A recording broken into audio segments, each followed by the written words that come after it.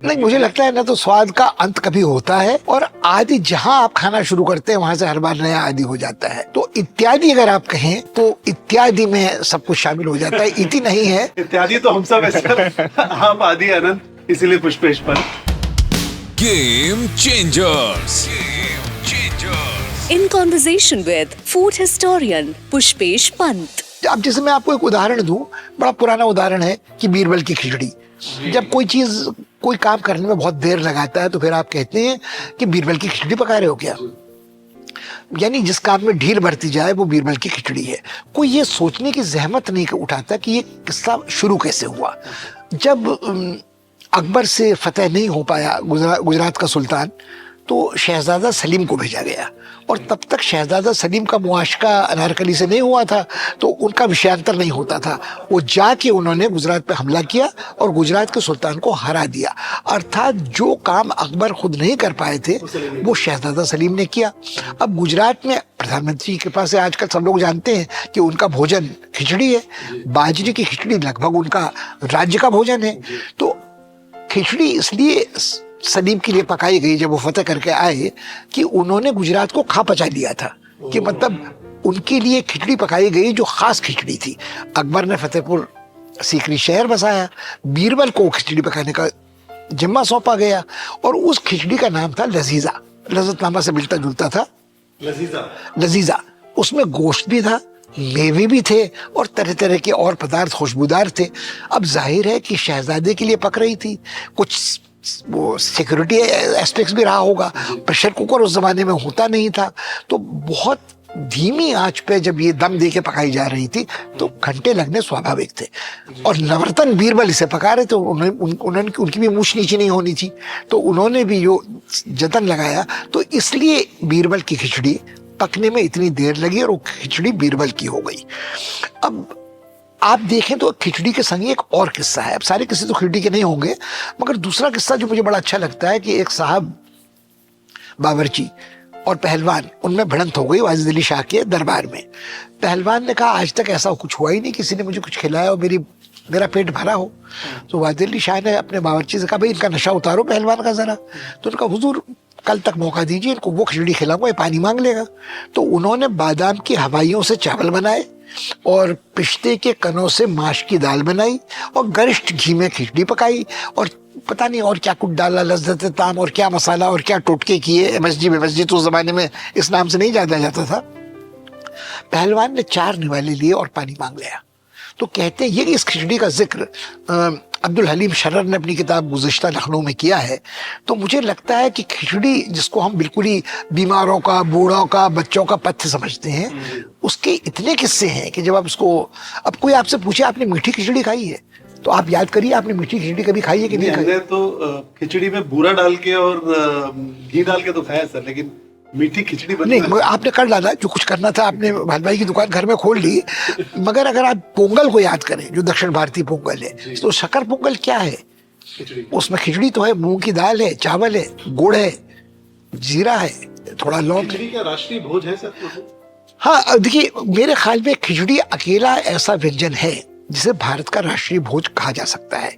क्योंकि अगर आप देखें तो वेदों में इसका उल्लेख मिलता है, और अगर आप देखें तो जो किताबुल हिंद अल-बरूनी ने लिखी है उसमें वो साफ कहता है कि दलिए की शक्ल में हिंदुस्तान का आम आदमी खिचड़ी खाता है, जिसको 2 जून मिलती है 2 जून, जिसको 1 जून मिलती है 1 जून। अब बाजरे की खिचड़ी का जिक्र हमने किया, अगर आप देखें तो माश की खिचड़ी संक्रांति के दिन बनती है। अगर आप ना खाएं तो आप घोंगा बन जाएंगे अगले जन्म में।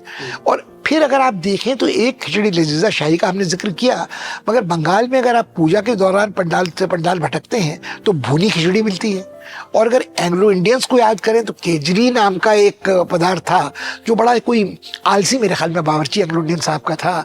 उसने रात का बचा जो गोश्त वोश्त मछली वछली होती थी वो पेल दिया सवेरे और कहा साहब नायाब आपके लिए मैंने केजरी बना रखी है। तो साहब जब घुड़सवारी करके लौटे, छोटा हाजिरी तो कुछ होती नहीं थी, दिन की धूप में लंच खा नहीं पाते थे, तो वो उनका पूरा ब्रंच एक तरह का होता था जो केजरी थी। तो अगर आप देखें तो एंग्लो इंडियन भी से खाते थे। सात्विक खिचड़ी अगर आप देखें तो अगर पुष्टि मार्ग की मंदिरों में जाए तो वहाँ चीची खिचड़ी मिलती है, जो मतलब अगर किसी बच्चे का पेट खराब हो जाए तो उसका जो मल विसर्जन हल्का लिक्विड होता है तो उसको लोग प्रसाद समझकर खाते हैं। 56 भोग की अगर आप गिनती करें जो जगन्नाथ मंदिर धाम में है तो वहाँ 1300 साल से खिचड़ी बिना छौंकी सिर्फ उबली 56 भोग में शामिल की जाती रही हुई है। तो मुझे लगता है कि खिचड़ी ऐसा है कि आप कौन सी खिचड़ी को राष्ट्रीय खिचड़ी बनाना चाहते हैं उस पर सरपुटावल हो रही है, वरना अब तक खिचड़ी तो राष्ट्रीय भोज है, कौन सी होगी इस हाँ उसी को लेकर तो सरपुटावल होनी है ना।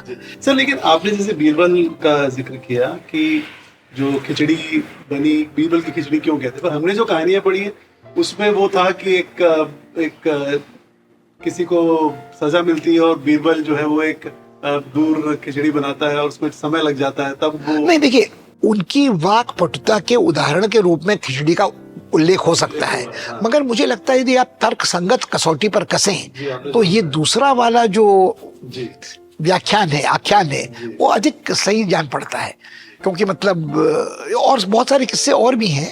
तो स्वाद के इतने बड़े पैरोकार के साथ हम बैठे हैं, तो अगर उनको खिचड़ी को उठाना हो तो वो क्या टिप देंगे कि खिचड़ी लोग आप थोड़ा इंतजार कीजिए, वो नकल में जो अभी उनकी अकल थोड़ी तंग है, मगर जब नकल करेंगे तो प्रधानमंत्री ने जब बाजरे और मिलेट्स को श्री अन्न बना दिया तो अब न्यूट्रिशनिस्ट जो चाटुकार बिरादरी के हैं वो ही कहेंगे कि आपके खाने के लिए मिलेट्स की खिचड़ी बड़ी जबरदस्त है, या खिचड़ी अपने आप में एक पूरा कंपोज मील है, आप वीगन बन जाइए, आप मीट ना खाइए, तो आप खिचड़ी खाइए तो दाल में वेजिटेबल प्रोटीन है और उसमें वेजिटेबल ऑयल से बनी है। चावल बासमती बराबर महंगा करने की जरूरत नहीं, वो लाल चावल, स्टिकी चावल, ग्लूटेन फ्री चावल, हाई प्रोटीन चावल, 10 तरह के चावल उसमें आ सकते हैं और उसमें मसाले हम वही डालेंगे जो आपके मुंह में महमह करे, जायका नहीं, महमह करते रहेंगे देर तक, आप उंगलियां चाटते रहेंगे। कि आपने तमाम सरकारों के साथ काम किया, फॉरेन डेलीगेट्स के लिए जो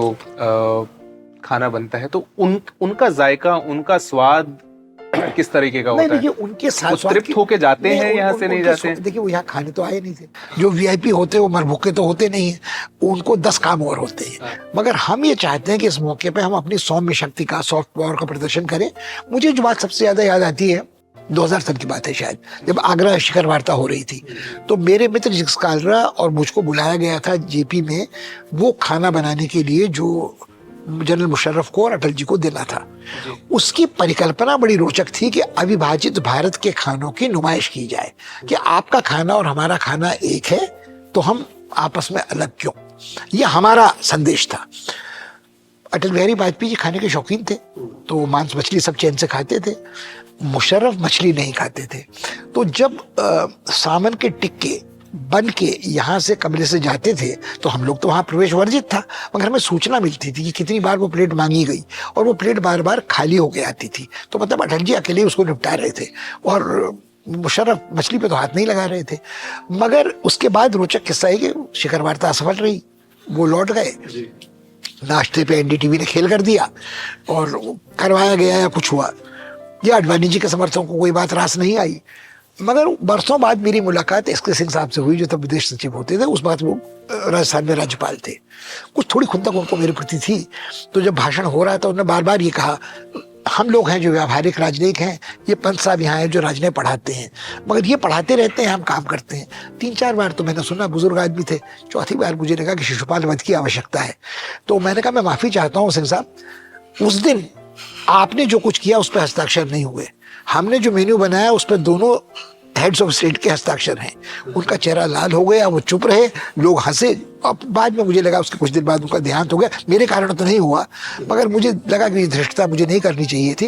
मगर बार बार ये कहने के बाद फिर मुझे लगा कि ये तो मेरे गुरुओं का अपमान है, जहाँ मैं पढ़ाता हूँ उस जगह का अपमान है, वो विद्या का अपमान है। सर पुरुष भी उतना ही स्वादिष्ट खाना बनाते हैं? मेरे ख्याल में पुरुष ज्यादा स्वादिष्ट खाना बनाते हैं, बिकॉज क्योंकि महिलाओं के लिए गुलामी है जो उन पर थोपी गई है।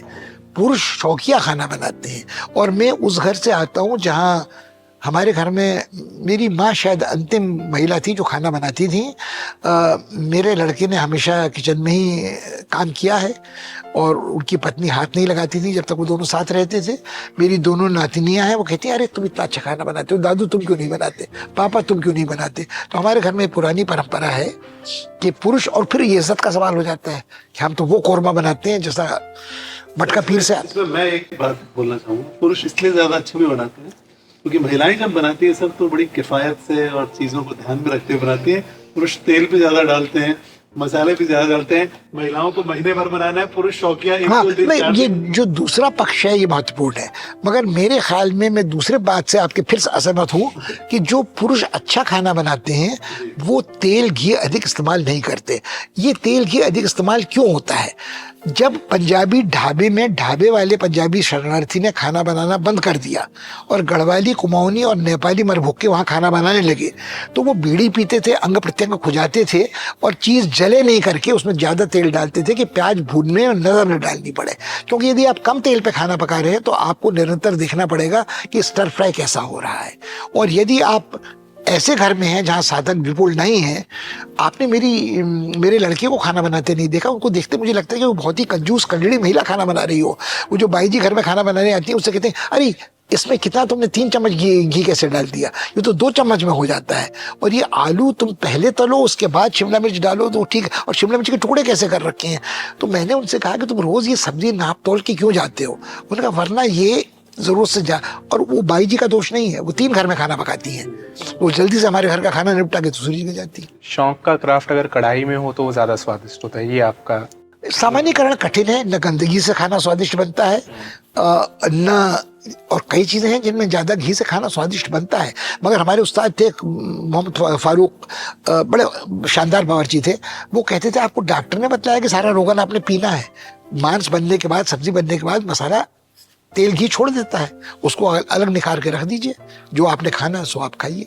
बहुत खूब, बहुत बहुत धन्यवाद सर। धन्यवाद। और मतलब लज्जतनामा सर, मुझे तो आपका नाम लगता है, आपसे बात करते हुए जो लज्जत आती है। नहीं नहीं, ये वो आपकी सराह नवाजी है।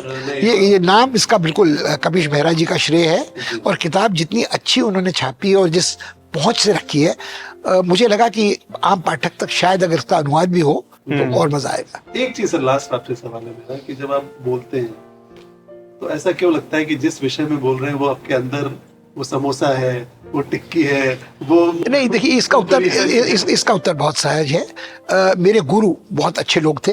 मेरी माँ जिन्होंने मुझे पढ़ाया, मैं स्कूल कभी गया नहीं, मैं सीधे कॉलेज गया, होम स्कूल आदमी हूँ। मेरी माँ शांति निकेतन में पढ़ी थी तो उन्होंने अच्छी तरह से पढ़ाया। सौभाग्य से जब कॉलेज में गए तो वहाँ अच्छे गुरु मिले, और ये उनकी कृपा है कि मतलब अब तो स्मरण शक्ति थोड़ी कमज़ोर हो गई है, भूलना शुरू हो जाता है, मगर मेरे ख्याल में ये सब गुरु कृपा है। Thank you so much. Thank you so Thank you. Much.